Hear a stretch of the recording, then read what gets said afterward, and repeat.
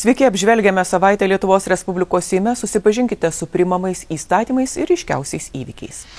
Seimo savaitėje jums parengėme. Seimas svarsto įpareigoti bankus leisti pasirinkti palūkanų rūšį už imamą būsto paskolą. Planuojama įteisinti investicinės sąskaitos modelį, ko lėšos bus reinvestuojamos, uždirbtas gyventojų pelnas nebūtų apmokestinamas.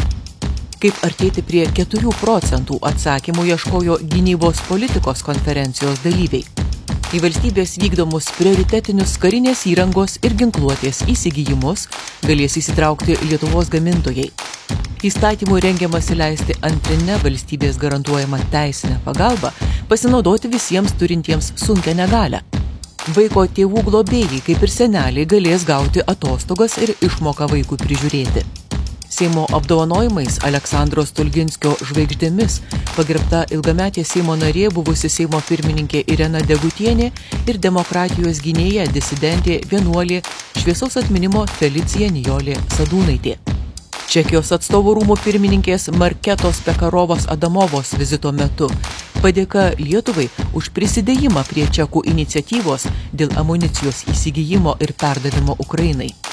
Siekiant aktualizuoti Lietuvos memorialinių muziejų kaip visaverčių kultūrinių susitikimų centrų ir visuomenės dialogo erdvių sistemą, 2027-uosius rengiamasi paskelbti memorialinių muziejų metais.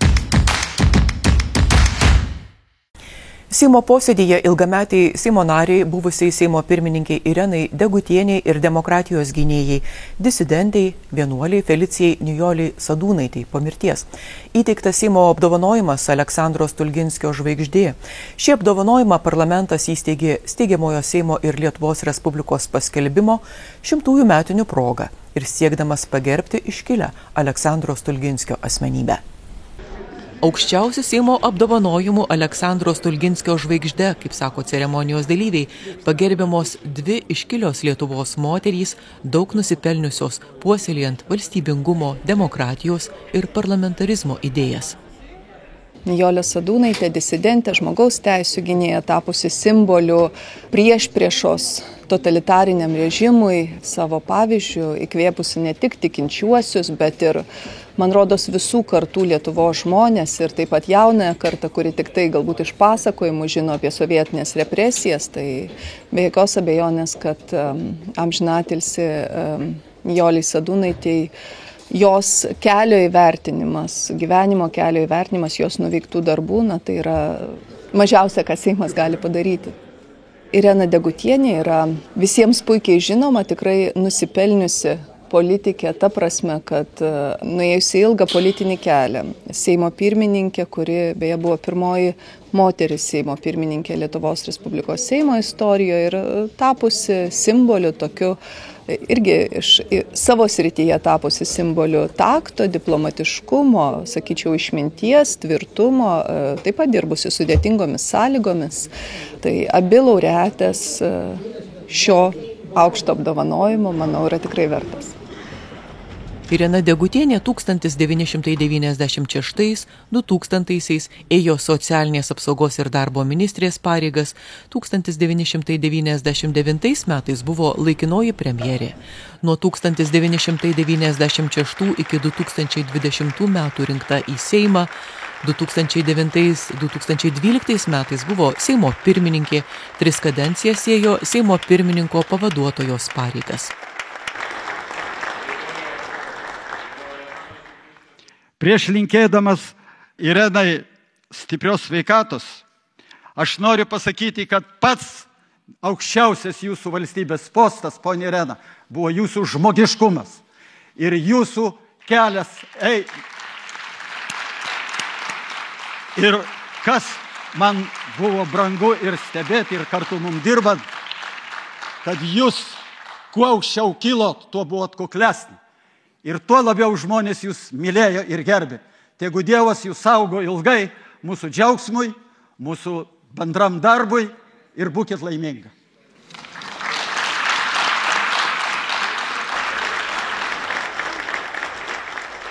Kada atėjau į Seimo salę ir pradėjo prie manęs prieiti žmonės, kurie iš įvairių frakcijų, tie mano kolegos senbuviai, Tai tikrai labai susijaudinau ir pagalvojau, kad mano tas kredo, kad nesvarbu, kokiai tu politiniai jėgai priklausai, natūralu, kad mes kiekvienas turim kažkokias tai politinės pažiūras.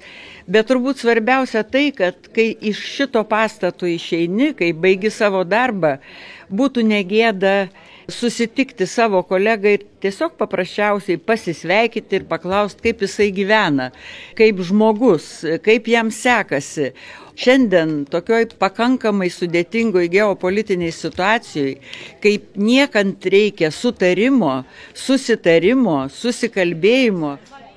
Aleksandro Stulginskio žvaigždę Seimas skyrė ir Felicijai Nijolei Sadūnaitei, vienuoliai, disidentai, tikinčiųjų teisių gynėjai, politiniai kaliniai, Lietuvos katalikų bažnyčios kronikos bendradarbiai ir platintojai, vienai iš nesankcionuoto 1987 metų rugpjūčio 23 dienos mitingo prie Adomo Mickevičiaus paminklo Vilniuje organizatorių.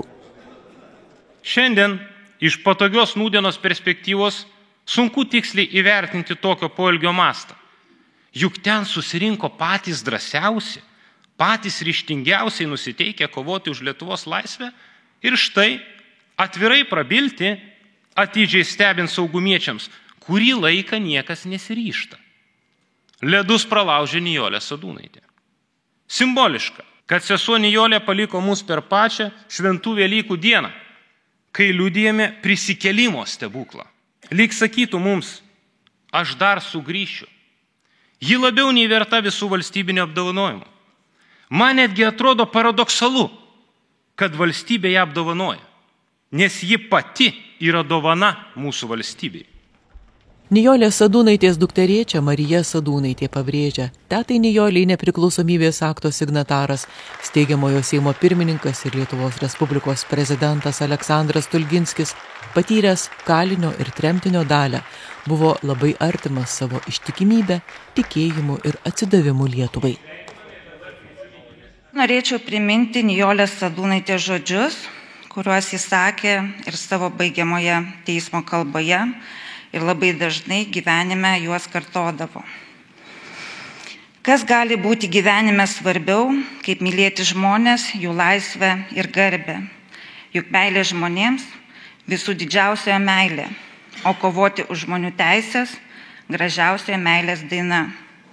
Mylėkime vieni kitus ir būsime laimingi.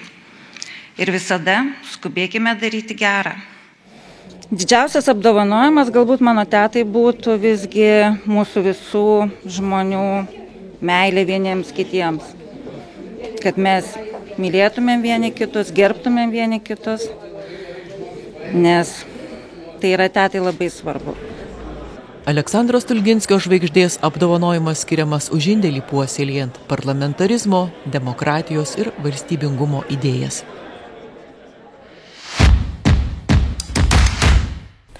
Seimas svarsto įpareigoti bankus leisti pasirinkti palūkanų rūšį už būsto paskolą. Iniciatorių įsitikinimu, būsto paskolas įmantys žmonės dabar neturi realios galimybės rinktis palankiausią produktą. Pataisomis ketinama įpareigoti bankus ir kitas kredito įstaigas pateikti asmenims nemažiau kaip dvi alternatyvas: galimybę rinktis būsto paskolą su bent 5 metams fiksuota arba kintama palūkanų norma. Pastebėtina, kad Lietuvoje praktiškai visos būsto paskolos suteikiamos kintamomis palūkanos normomis, taip rizika dėl palūkanų normų padidėjimo perkeliant paskolų gavėjams. Atlikta analizė parodė, kad vidutiniškai Lietuvoje 23 metais tik 3% naujų paskolų buvo išduota su fiksuota palūkanų norma ir fiksuota ilgesniam negu 1 metų laikotarpiui, kai tuo tarpu eurozonoje tokių paskolų yra 78%. Jeigu bankas negalėtų pateikti pasiūlymo dėl 5 metų fiksuotų palūkanų, jis privalėtų pasiūlyti, kaip sumažinti kintamų palūkanų svyravimo riziką arba ją valdyti bent 5 metus. Šis reikalavimas galiotų bankams ir kitoms kredito įstaigoms, kurių būsto paskolų portfelis didesnis nei 50 milijonų eurų. Kodėl Finansų ministerija ir vyriausybė tiek ilgai laukė, kad pagelbėti gyventojams imantiems būsto paskolą, kad jiems būtų paskaičiuojama bent jau kaštai tos paskolos, kad 5 metams gautų paskolas su fiksuota palūkanų norma. Sutinku, kad galėjo būti galbūt greičiau, bet tai turime turbūt nuo viešosios konsultacijos pabaigos turbūt nepilna, turbūt šiek tiek daugiau negu pusę metų praėjusius. Lietuvos būsto paskolų su fiksuotomis palūkanomis normomis praktiškai nėra. Europos centriniam bankui ženkliai padidinus bazinės palūkanų normos ir vis žadant, bet vengiant jas sumažinti, nemaža dalis Lietuvos gyventojų, mokant būsto paskolą, susiduria su finansiniais iššūkiais, o palankių fiksuotų būsto paskolų bankai Lietuvoje iš esmės neteikia. Manau, būtina tobulinti įstatyminę bazę, kad ši situacija keistusi iš esmės. Įpareigoti bankus ir kitas kredito įstaigas leisti pasirinkti palūkanų rūšį už gyventojų imamas būsto paskolas planuojama nuo kitų metų gegužės. Svarstomos įstatymo pataisos, kurios įteisins investicinės sąskaitos modelį. Savo sąskaitą banke klientas galės prašyti laikyti investicinę ir kol jos lėšos bus reinvestuojamos, uždirbtas pelnas nebus apmokestinamas. Jis vėl būtų apmokestinamas, jei būtų įsimtas asmeniniams poreikiams. Įstatymo projektu siekiama atsisakyti lengvatų ilgalaikiams gyvybės draudimo ir trečios pakopos pensijų fondų įmokoms bei supaprastinti pajamoms iš investavimo taikomą apmokestinimo režimą, įvedant naują priemonę investicinę sąskaitą. Taip sprendžiama problema, kad rinkos dalyvių nuomonė viena iš pasyvaus investavimo ir finansavimo į produktus priežasčių yra sudėtingas pajamų iš tokių produktų apmokestinimo režimas. Pajamos iš investavimo, jei netaikomos lengvatos, yra apmokestinamas 15 arba 20% tarifu, viršiančios 120 VDU. Ir šios pajamos apmokestinamos tame mokestinėme laikotarpyje, kada yra gaunamos. Tačiau produktų įsigijimo išlaidas leidžiama atimti tik tada, kai produktai parduodami arba perleidžiami iš jų pardavimo. Taigi nutinka atveju, kai pardavus produktą patiriama nuostolių, o investavimo pajamos vis tiek yra apmokestinamos. Anot iniciatorių, apmokestinimo momentas būtų atidedamas iki uždirbto pelno įsiėmimo asmeniniams poreikiams, tai yra jo nebe reinvestuojant. Gyventojai neprivalėtų atidaryti specialios tikslinės investicinės sąskaitos. Jie būtų laikoma bet kuri gyventojų sprendimu valstybinė mokesčių inspekcijai deklaruota sąskaita. Jeigu gyventojas deklaruotų kelias investicinės sąskaitas, jų gautas pelnas būtų apskaičiuojamas bendrai. Taip pat pakeitimai siūloma neriboti galimų investuoti lėšų. Lietuvos gyventojai sąskaitose bankuose dabar laiko daugiau kaip 22 milijardus 600 milijonų eurų. Tikimasi, kad investicinės sąskaitos įveiklins santaupas. Tai bus nešama nauda ir investuojantiems žmonėms, ir Lietuvos ekonomikai. Svarstomos įstatymo pataisos, kurias priėmus antrinę valstybės garantuojamą teisinę pagalbą, galės pasinaudoti visi sunkią negalią turintieji, nepriklausomai nuo amžiaus ir pajamų. Šiuo metu tokios teisės neturi senatvės pensijos amžiaus sulaukę asmenys su negale, nebent jiems nustatytas iki 15% dalyvumo lygis. Dabartinis reglamentavimas, numatantis senatvės pensijos amžių sukakusiems asmenims su negale mažiau palankias sąlygas gauti antrinę valstybės garantuojamą teisinę pagalbą, anot pataisų iniciatorės Monikos Ošmenskinės, nusižengia Konstitucijai ir Jungtinių tautų neįgaliųjų teisių konvencijai. Ši nuostata atsirado matyt besikeičiant teisės aktams ir yra diskriminacinė amžiaus atžvilgių ir negalios atžvilgių. Todėl siūlau šią neteisybę ištaisyti ir numatyti, kad antrinę teisinę pagalbą turėtų teisę gauti visi asmenys su negale, kuriems yra nustatytas nuo 0 iki 25% dalyvumo lygis arba, kitaip sakant, sunki negalia. Peticijų komisija taip pat svarstė šį pasiūlymą gautą iš piliečio ir buvo priimtas Seimo nutarimas, kad vis dėlto pritarti tam siūlymui, tai tikrai pritarėme. Seimo posėdyje šis klausimas bus svarstomas dar šioje pavasario sesijoje. Nuo kitų metų vaiko tėvų globėjai, kaip ir seneliai, galės gauti atostogas ir išmoką vaikui prižiūrėti. Tai numatyta naujose Seimo priimtose darbo kodekso bei ligos ir motinystės socialinio draudimo įstatymo pataisose. Tiesa, numatyta ir išimtis, kada tokia galimybė nebus suteikiama. Nors įsigaliojus pakeitimams teisę gauti vaiko priežiūros atostogas ir išmoką turės buvęs vienas iš vaiko tėvų nuolatinių globėjų, rūpintojų, tačiau tokios galimybės jis neturės, jei teismo nutartimi buvo nušalintas nuo globėjo pareigų. Iki šiol darbo kodekse buvo numatyta, kad pagal šeimos pasirinkimą atostogos prižiūrėti vaikui, kol jam sukanka 3 metai, gali būti suteikiamos motinoms, tėvams, įtėviams, įmotėms, seneliui arba kitiems giminaičiams, faktiškai auginantiems vaiką, taip pat darbuotojui paskirtam vaiko globėjų. Džiugu, kad nepraėjo net metai ir įstatymo projektas pagaliau bus priimtas. Pilnateisiai vaikus auginantis globėjai taip pat galės išeiti motinystės, tėvystės atostogų ir taip palaikyti savo, sakykime, vaikus, globojamus vaikus, kurie nėra užmiršti ir kai jiems sukanka 18 metų. Naujasis reguliavimas įsigalios nuo kitų metų sausio 1 dienos. Kaip artėti prie 4 procentų, tokį klausimą kėlė gynybos politikos konferencijos dalyviai. Lietuvos gynybos politikos prioritetams ir jų pagrindiniams finansavimo šaltiniams aptarti skirto renginio iniciatoriai įsitikinę, Lietuva turi ambicingai finansuoti savo gynybą ir būti pavyzdžiu visoms regiono šalims. Laukdami vyriausybės plano dėl Lietuvos gynybos finansavimo didinimo, konferencijos rengėjai sako, pritarantys tikslas skirti 4 procentus nuo bendrojo vidaus produkto turi būti įrašytas į nacionalinį susitarimą dėl gynybos. Tiesa, 4 procentai dar nebus kitų metų pasiektas tikslas, bet toks, dėl kurio verta pakovoti Seime. tą tikslą reikia dėti į politinių partijų susitarimą, suprantant, kad 4 procentai nebus nei šių metų, nei kitų metų, gal nei dar kitų metų realybė, bet niekaip kitaip tie susitarimai ir negimsta, išskyrus tik tai, kad reikia į politinių partijų susitarimą dėti atnaujintus tikslus. Pareiga yra pasakyti, jog yra variantų, net ir kai kurių mokestinių patobulinimų, tokių kaip pelno mokesčio pakelimas, 1 procentinis punktas, nedaugiau. Viena vertus mes apie tai niekad nešnekėjom, bet antra vertus dabar suprantame, kad be šito pakeitimo sunku bus kažkaip tai išjudėti apskritai.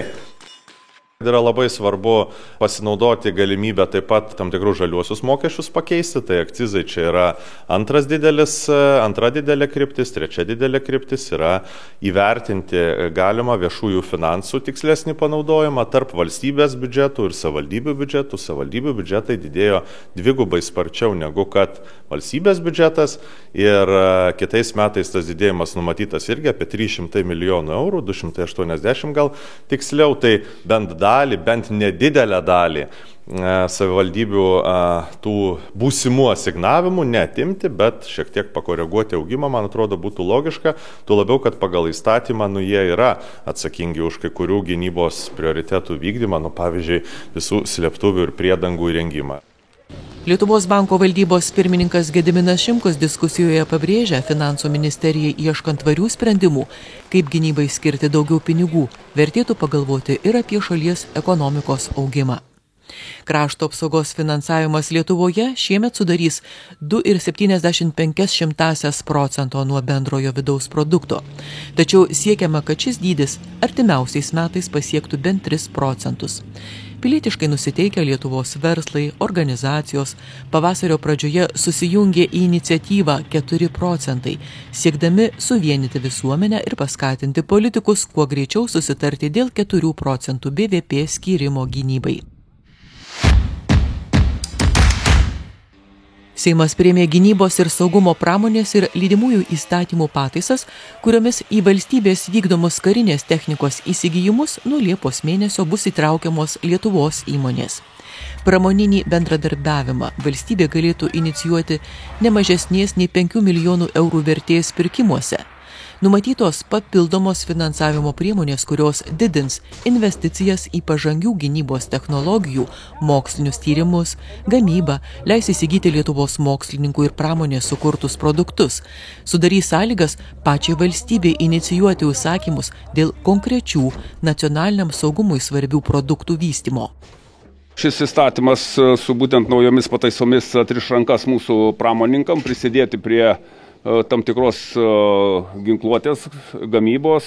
Be abejo, kai kurių komponentų gamyba tikrai yra svarbi ir dabar vykstančio karo Ukrainoje kontekste, kadangi mūsų pramoninkai jau kai kurios, kaip sakant, įrenginius gamina ir tiesiog yra reikalinga praplėsti tą įstatyminę bazę, kad mūsų gamintojai galėtų laisviau gaminti ir realizuoti. Bet nepamirštant, kad vis dėlto yra reikalingas ir tam tikras kontrolės mechanizmas. Priėmus įstatymą, vyriausybė turi patvirtinti prioritetiniams Lietuvos kariuomenėms pajėgumams vystyti būtiną karinės įrangos ir ginkluotės sąrašą. Seime lankantis Čekijos atstovų rūmų pirmininkiai Marketai Pekrovai Adamovai, Seimo pirmininkė Viktorija Čmilytė Nilsen pabrėžė, Europa turi dėti dar didesnes pastangas, siekiant padėti Ukrainai apsiginti. Bei priminė dar kovo mėnesį vyriausybės priimtą sprendimą skirti 35 milijonus eurų, prisidedant prie Čekijos iškeltos daugiašalės iniciatyvos dėl amunicijos įsigijimo ir perdavimo Ukrainai.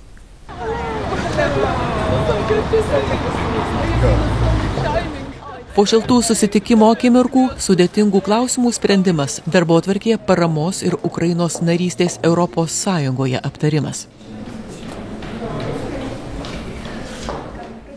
Šis vizitas suteikia mums galimybę dar kartą aptarti labai gerus, labai artimus ryšius tarp mūsų dviejų šalių, kurių vienas iš pavyzdžių yra labai aktyvus dvišaliai susitikimai pastaruosius kelis metus. Šio susitikimo metu, draugė su kolegomis parlamentarais, mes aptarėme bendrus iššūkius, tikrai labai, kaip ir sakiau, glaudų bendradarbiavimą. Taip pat mūsų vienmintystė paramos Ukrainai atžvilgiu. Esame dėkingi Čekijai už iniciatyvas.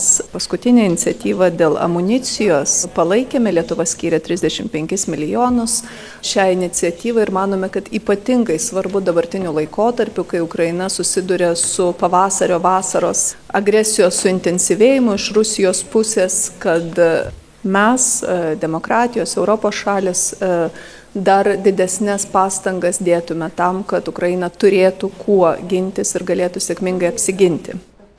Čekijos atstovų rūmų pirmininkė Marketa Pekarova Adamova, dėkodama Lietuvai už Čekijos iniciatyvos paramos Ukrainai palaikymą, pabrėžia, artėjant Europos parlamento rinkimams valstybės turi dar glaudžiau bendradarbiauti, siekiant atsilaikyti prieš prokremlišką propagandą. Upcoming European elections are very important in all the countries. I know you have Artėja labai svarbus Europos parlamento rinkimai. Žinau, kad Lietuvoje dabar vyksta prezidento rinkimai, bet norėčiau pabrėžti, kad mes visi dabar susidurime su Rusijos propagandos grėsme. Czech intelligence investigated a very important network. Čekai tyrė labai svarbų prokremlišką tinklą, kurį prieš kelias savaitės finansavo Rusija. Tai parodo, kad mes vis dar susidurėme su šia grėsme. And even in our countries, EU member states, NATO member states, we are fragile. Esame trapūs, tad turime labai glaudžiai bendradarbiauti, nes tik stipri partnerystė padės mums atsilaikyti. Will make us resilient. Pasak Seimo pirmininkės, tarp susitikimo temų aptarta ir būtinybė jau birželio mėnesį pradėti derybas dėl Ukrainos ir Moldovos narystės Europos Sąjungoje. Kalbėta ir apie tolimesnes sankcijas Rusijai. Būtina imtis priemonių, kad tos sankcijos nebūtų apeidinėjamos ir čia tikrai darbo yra dar visai nemažai reikėtų padaryti. Na ir užšaldytų aktyvų nukreipimas Ukrainos atstatymui ir kitos iniciatyvos, kurios galėtų būti dabar ypatingai aktualios šiame sudėtingame, įtemptame geopolitinėme kontekste. Susitikime primenama šiemet abi šalys mini narystės NATO sukaktis, todėl po apsilankimo Seimo rūmuose Čekijos atstovų rūmų pirmininkė trumpai pasigrožėjusi pavasarišku Gedimino prospektu, kartu su Seimo pirmininkė pėsčiomis pasiekia Seimo lankytojų centrą. Čia atidaro parodą, skirtą Čekijos Respublikos narystės NATO 25-mečiui. Iš parodos stendų matyti, kaip keitėsi Čekijos Respublikos ginkluotosios pajėgos šaliai prisijungus prie alijanso. Lietuvos politikai dėkojo Čekijai už įsitraukimą į Lietuvoje dislokuotą NATO priešakinių pajėgų bataliono kovinę grupę, dalyvavimą Baltijos oro policijos misijoje. Seimas imasi svarstyti iniciatyvą paskelbti 2027 memorialinių muziejų metais. Sukaks 100 metų, kai Anykščiuose buvo atvertas pirmasis memorialinis muziejus Lietuvoje. Jis skirtas poetui, Biblijos vertėjui, vyskupui Antanui Baranauskui. Nuo 1927 metų gegužės 1 dieną rašytojo Antano Vienuolio Žukausko pastangomis atverto muziejaus pradėtas kurti ir plėtoti žymių asmenybių memorialinių muziejų tinklas. Šiuo metu Lietuvoje yra daugiau kaip 50 memorialinių muziejų. Seimas siekia aktualizuoti tokių muziejų kaip visaverčių kultūrinių susitikimų centrų ir visuomenės dialogo erdvių sistemą. Tiek iniciatyvos autorių, tiek ir kultūros bendruomenės nuomonė, tokie metai būtų išties skelbtini ir jų metu būtų galima atkreipti dėmesį, išspręsti tam tikras problemas, na ir paminėti mums iškelius asmenis. Projekte vyriausybei siūloma iki kitų metų rugsėjo 1 dienos parengti memorialinių muziejų metų minėjimo programą ir ją patvirtinti, o 2026-2027 metų valstybės biudžetuose numatyti lėšų šiai programai įgyvendinti. Sakoma, kad laisvo žmogaus istorijos niekada nelėmė atsitiktinumas, ją lėmė jo paties pasirinkimas. Šią politiko Amerikos prezidento Dwighto Eisenhowerio mintimi atsisveikiname iki kitos savaitės. Sudie.